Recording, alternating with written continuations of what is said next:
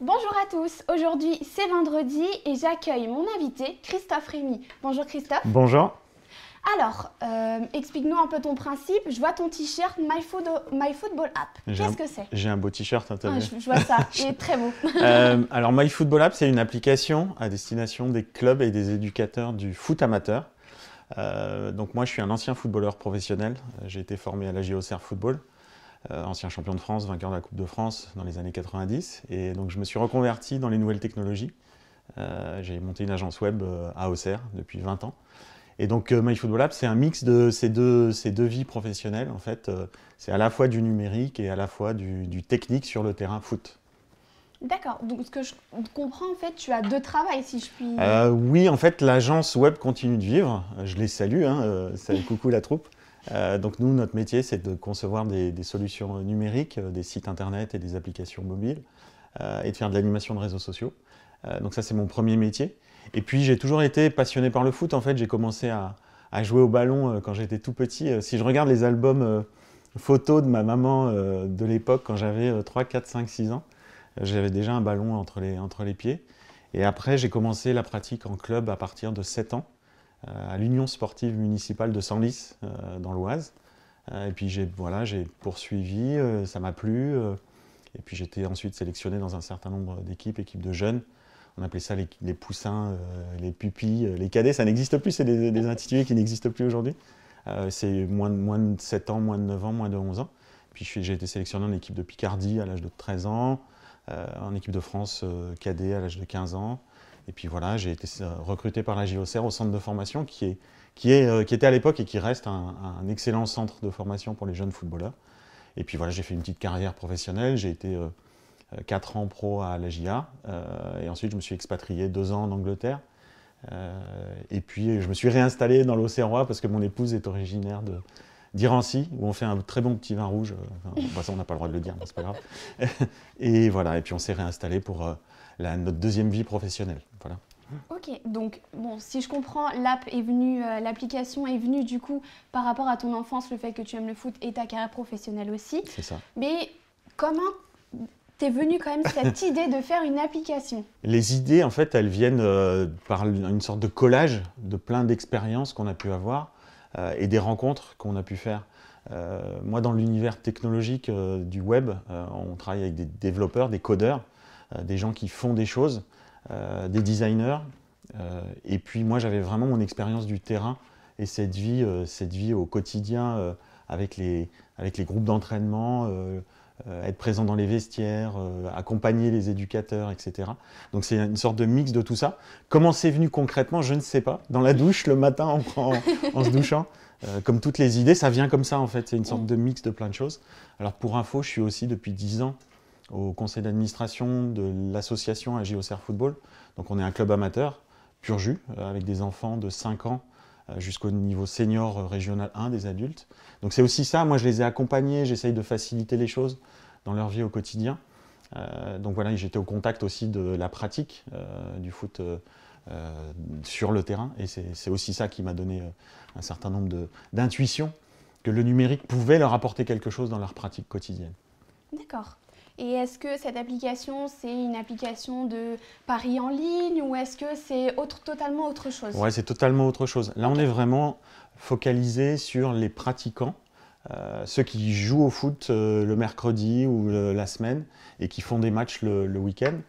Donc, MyFootball App, toutes les infos sont sur myfootballapp.com. On a 2 offres. Une offre pour les clubs, donc qui permet aux clubs de mieux organiser leur pratique. Par exemple, une chose toute bête, mais les éducateurs peuvent envoyer des notifications à leurs joueurs pour leur demander s'ils seront présents à l'entraînement du mercredi à 17 h, par exemple.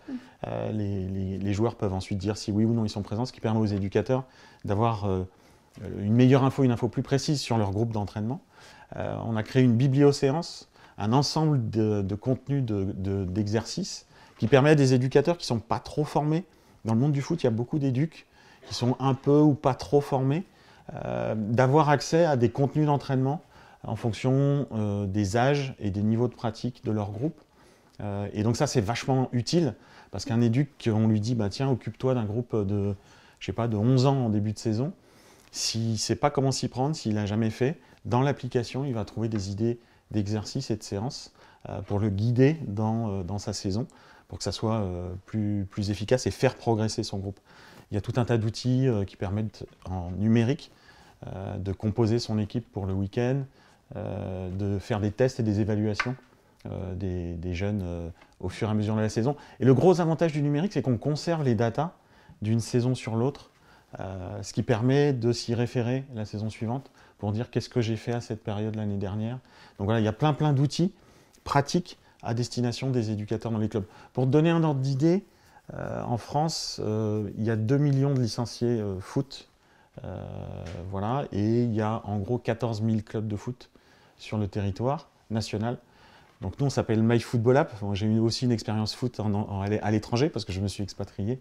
Donc j'ai aussi l'ambition à terme de proposer l'application sur d'autres territoires que le territoire français.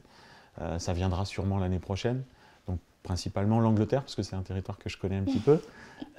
Et puis voilà, il y a d'autres pays d'Europe qui nous intéressent. Ça viendra le moment venu. Petit à petit, comme on dit. Exactement. Pour l'instant, on est tout petit. On a bossé pendant 18 mois sur l'Auxerrois et dans l'Yonne. C'est notre département d'origine, en Bourgogne, au contact des clubs pour les écouter, leur faire tester l'application. On a passé beaucoup de temps et on remercie nos utilisateurs du début, nos bêta-testeurs, parce qu'ils étaient vraiment très intéressés et à la fois ils nous ont donné du boulot parce qu'en fait ils avaient plein d'idées d'amélioration et c'était une phase très riche, un peu stressante parce qu'en fait on ne savait pas si on allait aboutir à un produit qui soit vraiment fiable, viable, et là on y est quoi. Donc on est en train de sortir progressivement de notre petit territoire pour sortir un petit peu du bois et commencer à la proposer sur d'autres horizons géographiques. Eh ben, c'est génial. C'est cool. Je reviens sur un point. Tu nous as dit que par rapport du coup aux leçons qui est proposées par rapport aux éducateurs, est-ce que c'est des leçons que toi tu as mises en œuvre, que toi tu fais quand tu joues au foot, ou c'est des leçons d'autres personnes par exemple? Alors c'est beaucoup des leçons d'autres personnes. On n'appelle pas ça des leçons, mais c'est des cours, entraînements. Ouais. Ouais. Mais c'est bien que tu fasses ce parallèle parce qu'au fond, ma vision, elle est aussi... ma maman était maîtresse d'école. Okay. Et je viens de ce monde de l'éducation. Pour moi, le foot, en fait, c'est un support éducatif. On apprend énormément de choses en grandissant dans les clubs de foot. Et ma vision, c'est de dire que les outils numériques vont permettre de fluidifier l'échange d'informations entre les éducateurs, les jeunes et leurs parents. Un peu comme les outils numériques d'aujourd'hui dans les écoles, il y a des outils comme Scolinfo qui permettent d'échanger sur les notes. C'est exactement l'idée qu'on a avec MyFootballApp, c'est d'essayer de fluidifier, grâce au numérique, les échanges et les partages d'infos entre ces différents acteurs du monde du foot amateur. Et donc, pour revenir à la biblioséance, effectivement, les exercices et les séances qui sont proposées sur myfootballapp.com viennent de plein d'horizons différents. Et justement, c'est la grande force de l'application, c'est qu'on propose une bibliothèque de séances très éclectique dans laquelle il y a environ 1000 exercices dans la bibliothèque. On a bossé beaucoup là-dessus. Je fais un petit coucou à Flo, qui est notre expert technique foot là-dessus. Néanmoins, ayant dit ça, chaque éducateur va aussi pouvoir faire ses propres exercices et les composer. On a créé un outil numérique qui s'appelle le MyFootballApp Builder, qui permet de créer des exercices en toute autonomie. Donc un éduc qui aurait des idées d'exo qui lui sont propres, va pouvoir les créer et les mettre dans l'application. Et après, il les partage. Alors, ça dépend des éducs. Il y en a qui sont un peu plus égoïstes, ils vont vouloir les conserver pour eux, ou alors les partager à leurs éducs au sein du club, ou les partager au sein de la communauté MyFootballApp. Donc, on a un panel d'outils pour permettre d'améliorer les contenus de séance grâce à MyFootballApp. C'est super. Donc, ça veut dire que d'autres éducateurs peuvent mettre leurs cours à eux et que ça bénéficie à tout le monde. Exactement. Okay. Si tu as cette vision de ta passion d'éduc, tu as plein de types d'éducateurs. Tu en as qui sont très formés, il y en a qui sont orientés performance, tu en as d'autres qui sont bénévoles du premier jour, en fait, qui n'y connaissent rien. Tout cela, ils vont pouvoir avoir des outils adaptés à leur niveau de pratique et à leur ambition. Et justement, cette notion de partage, on la retrouve beaucoup dans les réseaux sociaux. Ça dépend vraiment de la personne. Est-ce qu'elle souhaite ou non partager ou transmettre. Moi, je pense qu'il y a beaucoup de ça en fait dans les éducateurs de foot. C'est beaucoup d'anciens joueurs qui ont envie de transmettre à la jeune génération des choses qu'ils connaissent ou qu'ils maîtrisent grâce à leur expérience du terrain. Et voilà, on leur offre des outils qui leur permettent de partager. C'est génial. Et au niveau des leçons, des entraînements que tu peux proposer, c'est des entraînements vidéo ou c'est plus des images, si je puis dire? Tu as les deux. Tu peux tu peux composer grâce au MyFootballApp Builder des images, des vues du terrain par le dessus. Il faut aller sur le site pour comprendre, myfootballapp.com. Et sinon, tu peux insérer aussi des liens vidéo que tu aurais fait toi-même ou que tu aurais trouvé sur YouTube en fait. Donc tu peux les incorporer dans ta séance et tu peux partager avec ton groupe d'entraînement d'ailleurs. Parce que les vidéos, c'est un vrai support pédagogique pour moi, pour permettre aux jeunes de bien comprendre des choses toutes bêtes. Quand on est petit, alors jusqu'à l'âge de 11 ans, on fait des tests de jonglage. Tu connais pas, mais je vais t'expliquer. Donc le jonglage, c'est tu prends un ballon et tu jongles du pied droit, ou tu jongles du pied gauche, ou tu jongles en alterné, pied droit, pied gauche, ou même de la tête. Voilà. Donc à 7 ans, tu dois essayer de faire jusqu'à 30 jongles pied droit, 30 jongles pied gauche, ou alterné. Et puis après, tu progresses jusqu'à aller jusqu'à 50. La compréhension de ce que tu dois faire, tu vois une petite vidéo de 10 secondes, 15 secondes, tu vas tout de suite comprendre. Et le gamin, même s'il a 5 ans, il va comprendre ce qu'il va devoir faire. Est-ce qu'il sera en capacité de le faire ou pas, c'est un autre problème. Mais voilà, ce support-là, l'éducateur peut l'utiliser à la fois pour lui, pour ses coachs adjoints, parce que souvent il y a un petit staff autour c'est pas simplement un seul éduc qui encadre 25 ou 30 gamins. Et il va pouvoir le transmettre à la fois aux enfants et aux parents, pour que ce soit un support pédagogique pour leur permettre de comprendre. Et puis réfléchir à ce qu'ils vont faire, par exemple, sur la séance suivante. Un travail spécifique sur le jonglage, ça peut en faire partie. Donc les supports sont multimédia. Tu vas avoir un peu de texte, un peu de photos, un peu de vidéo, et tu as même du chat, c'est-à-dire qu'en fait, du vocal, l'entraîneur va pouvoir diffuser des vocaux à destination de son groupe grâce à l'application. Donc c'est un vrai truc, c'est-à-dire que l'émotion qui peut passer dans la voix, tu vas pouvoir la retrouver un peu en dehors du vestiaire, parce que le vestiaire, c'est souvent un lieu clos dans lequel on donne des instructions, on échange. Et l'éduc va pouvoir diffuser justement des vocaux dans la semaine, un peu en dehors des horaires de pratique des clubs, pour transmettre un certain nombre d'informations, remercier, motiver, préparer. Voilà. Donc c'est plurimédia pour le coup. L'application se pense comme ouverte à tous les supports. Ok, et donc du coup, quand le coach peut faire un vocal, il y a une discussion, un groupe de discussion par rapport à ce club? Exactement, on a créé en fait un outil de messagerie instantanée qui est incorporé dans l'application, et tu peux avoir des groupes en fonction des demandes, c'est-à-dire que tu peux avoir des groupes dédiés juste aux éducateurs du club, un groupe de discussion dédié, donc c'est une sorte comme WhatsApp pour faire simple, et des groupes dédiés à la catégorie d'âge. En gros, si tu encadres les 11 ans, ce sera les 11 ans plus leurs parents qui vont pouvoir échanger dedans. Ou des groupes dédiés à l'ensemble du club. Alors là, des fois, ça peut être un peu le foutoir parce que tout le monde s'exprime sur tout et sur rien. Mais au moins, l'idée, c'est de recentraliser. C'est-à-dire que, tu vois, les outils comme WhatsApp, qui sont pour le coup très utilisés un peu partout, ou Facebook Messenger, ça devient vite le souk en fait. Parce que tu as plein de groupes, tu ne sais plus où sont les infos. Il y en a qui répondent par mail, d'autres par SMS. Donc dans l'organisation des clubs, on s'est rendu compte que c'était vraiment le bazar, tout le monde utilisait tout et n'importe quoi. Donc l'idée, nous, c'est de recentraliser dans l'application l'ensemble des canaux d'échange qui sont naturels dans la vie du club et des groupes d'entraînement. Donc on a messagerie instantanée, vocaux, et tous ces outils numériques vont permettre de bien organiser ou de mieux organiser, de gagner du temps pour les éducateurs, parce que des fois ils se galèrent en fait en discutant avec eux. Où est l'info, qui a répondu, je ne sais plus, etc. Là, l'idée, c'est de recentrer dans un canal qui soit dédié à la pratique. Les clubs, c'est des assos, donc en fait, c'est une sorte d'outil pour l'association, pour l'aider dans sa pratique et la pratique des gens qui sont à l'intérieur de l'association. Ok. Et par rapport à donc du coup, les vidéos, les images ou les textes que chacun peut mettre, est-ce qu'ils passent d'abord par vous, donc l'application, pour une certaine validation ou pas du tout, c'est libre à tout le monde? Ils sont complètement libres de faire ce qu'ils veulent dans l'application. Alors, dans la limite de conditions qu'on a définies, voilà, c'est la liberté encadrée. Non, parce qu'en fait, voilà, il y a dans les échanges texte-texte, par exemple, on a mis des outils en place de détection d'injures ou de choses comme ça, voilà, qui seront interdites, voilà, de propos outranciers, etc. Mais c'est logique pour le bien vivre ensemble. Donc voilà, tout est libre, c'est-à-dire qu'un éducateur, un club, peut utiliser l'application de manière très très libre et ce qui correspond à la vie des clubs. Souvent, la vie associative, c'est un espace de liberté dans la semaine, à la fois pour les enfants, pour les éducateurs, pour les plus grands, pour ceux qui veulent faire de la compète, pour ceux qui font du foot loisir tranquille. C'est vraiment, pour moi, le foot, moi qui baigne dedans depuis que je suis tout minot, c'est vraiment un espace d'expression de soi.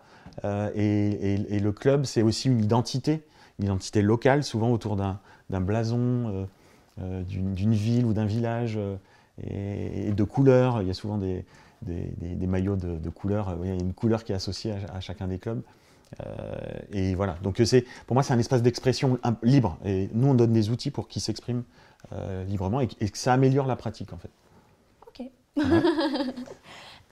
Je reviens tout à l'heure, du coup, vous avez dit que du coup, vous avez baigné dans l'enseignement vu que votre maman était professeure aussi, et que vous avez parlé aussi de Pronote. Alors moi j'appelle ça Pronote, mais du coup, de ce que j'ai pu comprendre sur votre application, il y a un espèce de Pronote aussi pour les parents, parlez-en-moi. Oui, tout à fait. En fait, les éducateurs vont pouvoir tester et évaluer leurs joueurs au fur et à mesure de la saison, à intervalles réguliers ou pas.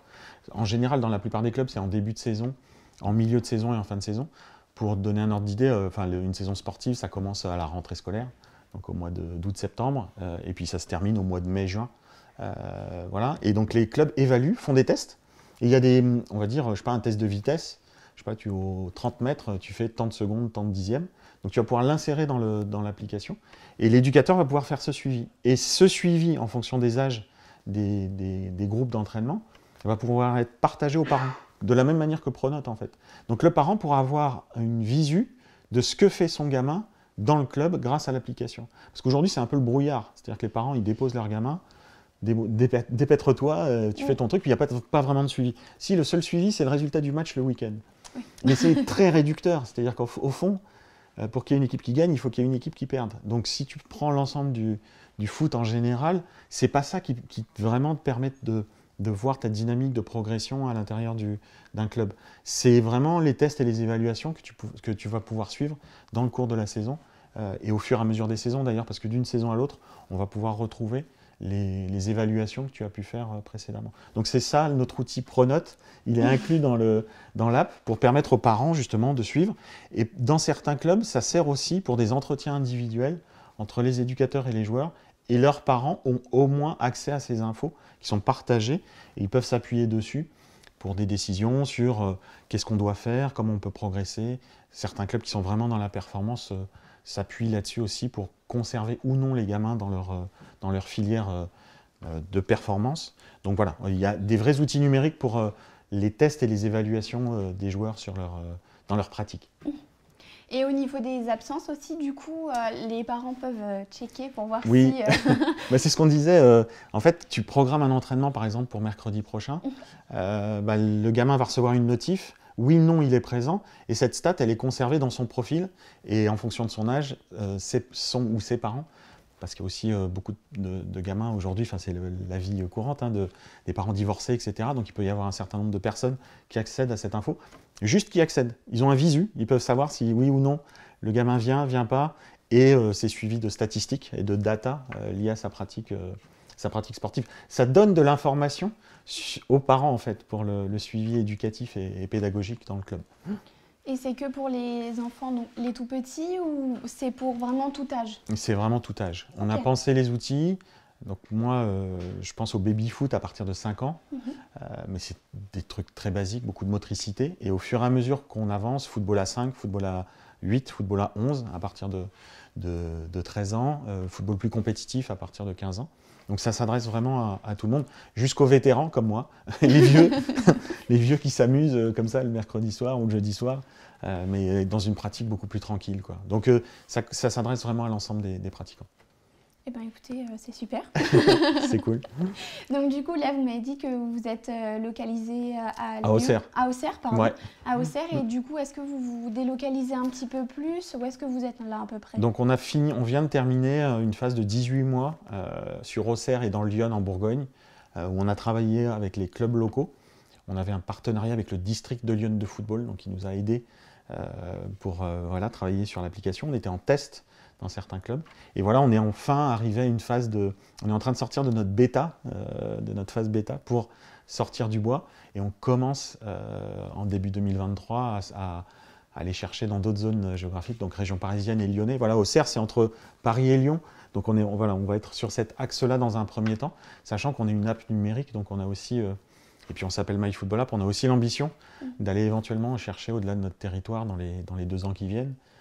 Mais chaque chose en son temps. Voilà. Donc on sort de notre campagne et puis on y va tranquillement. Voilà. Eh bien écoutez, ça m'a donné envie de faire du foot. Super, la prochaine fois j'amènerai un ballon puis on fera un essai. On fera des jongles. Ça marche, avec plaisir, avec plaisir. Eh bien écoutez, je vous remercie beaucoup Christophe. Merci à toi. Et puis n'hésitez pas à tout le monde à télécharger du coup MyFootball App. Donc c'est sur Android et App Store, c'est bien ça? C'est ça, et sur myfootballapp.com. Et myfootballapp.com.